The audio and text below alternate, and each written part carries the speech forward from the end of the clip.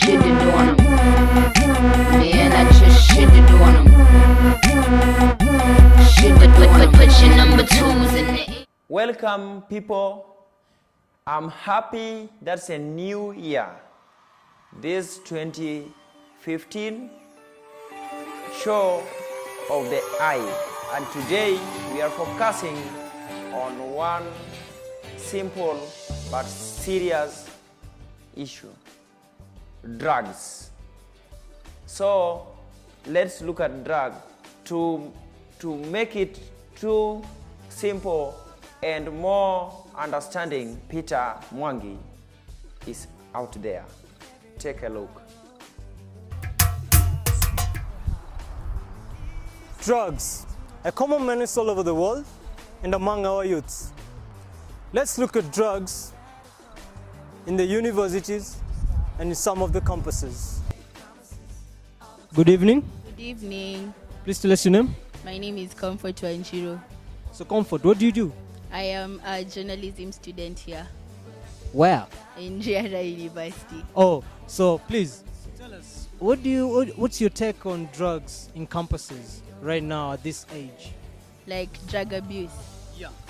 I think drug abuse is a choice because you can choose not to be involved in it because there are so many people who are in the same campus but do not abuse drugs. But So Comfort, tell us, do you think drug abuse actually affects the students and the society on how they perform in terms of work and education? yeah, of course it does because one of the the after effects of drug abuse is usually someone is very lazy. Good evening, people. Please tell us your names.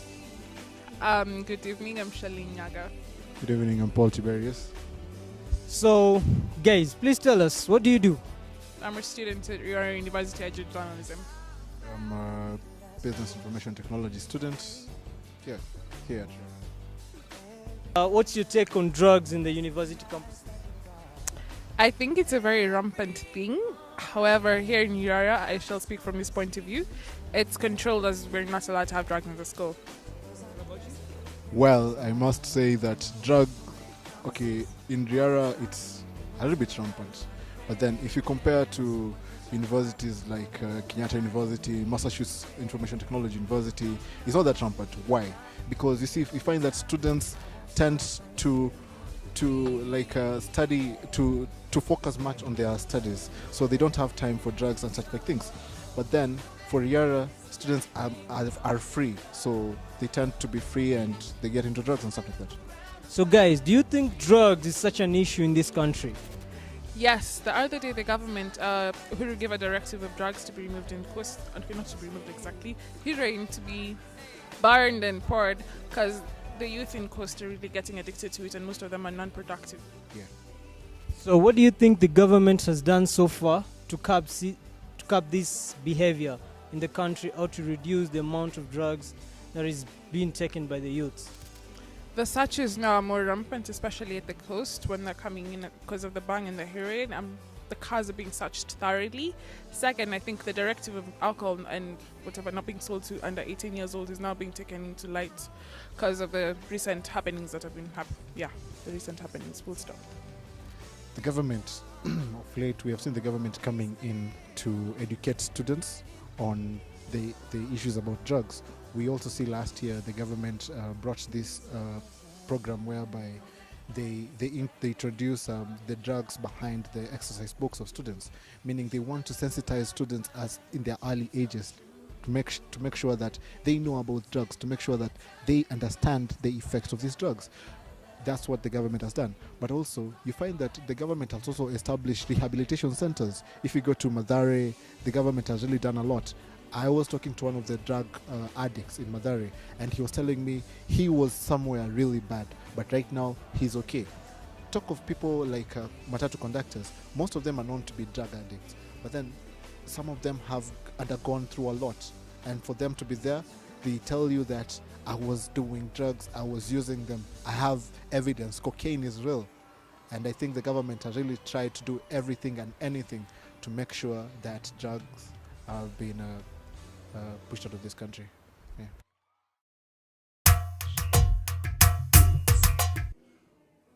Welcome back, guys. I think you enjoyed the suggestions and, in fact, the views from the students who have experience over the drugs. Now, as a youth, what can you ask yourself for you to be sorted out?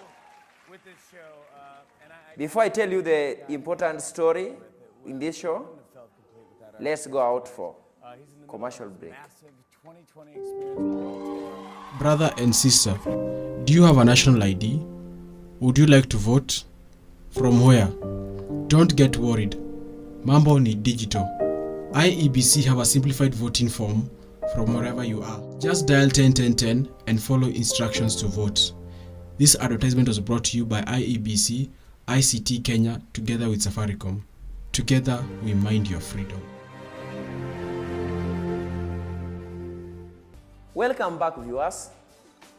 I hope you enjoyed the short advert.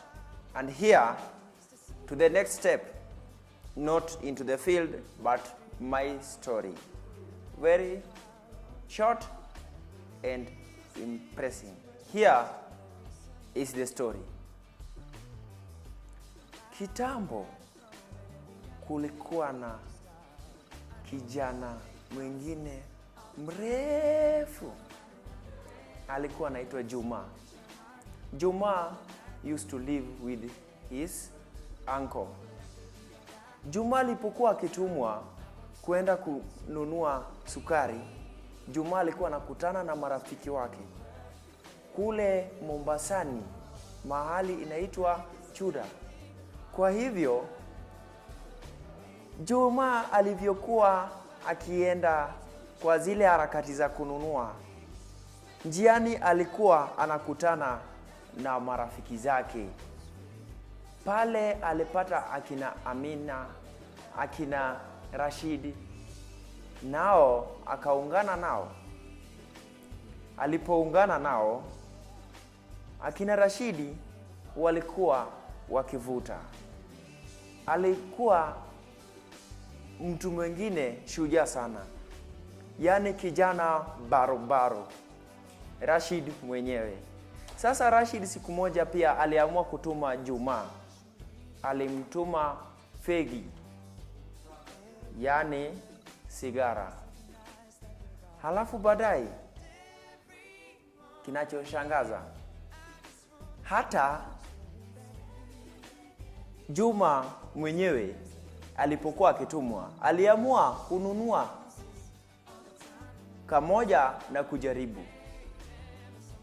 Hivyo alivuta once. Tena alirudia second. Kinachoshangaza, msikilizaji,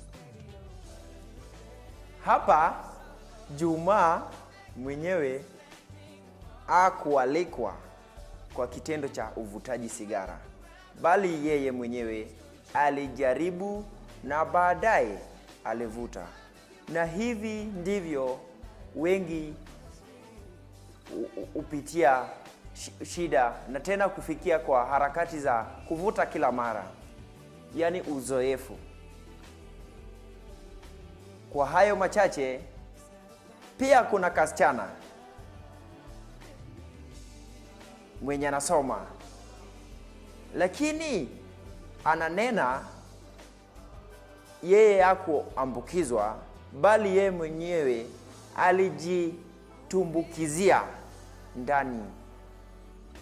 Hapa tupate na ndugu wetu Mr. Peter Mwangi. What's your take on drugs? What's my take on drugs? Yeah, what do you think about drugs? They're not that bad if you know how to use them well.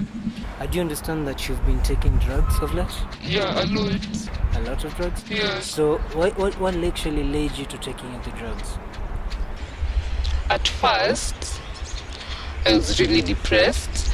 Then sasa nikaanza tu kuchukua drugs because singeweza kudeal tu na hiyo stress yote. Sasa drugs inanifanya nisikie vizuri. They make me feel really good and relaxed.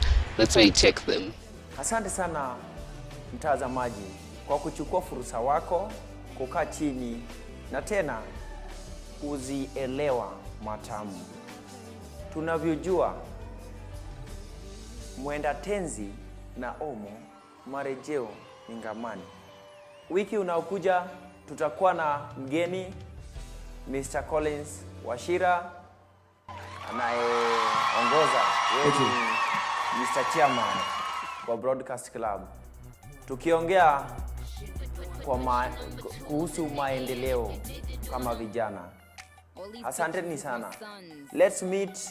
And I'ma go and get some bibs for 'em. A couple formulas, little pretty lids on 'em. If I had a I would pull it out and piss on 'em.